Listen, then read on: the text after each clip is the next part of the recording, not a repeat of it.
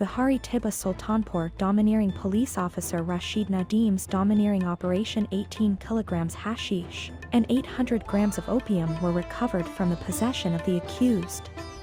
Under the direction of DPO Vihari Rana Shahid Pervez and under the supervision of DSP Melsi Tahir Sharif, a major operation of Tibba Sultanpur police station was carried out. The accused has been identified as Mohsin Ijaz, son of Bashir Ahmed Basti of Sakuwala Rahim Yar Khan district, who had been supplying drugs in Vihari district for a long time.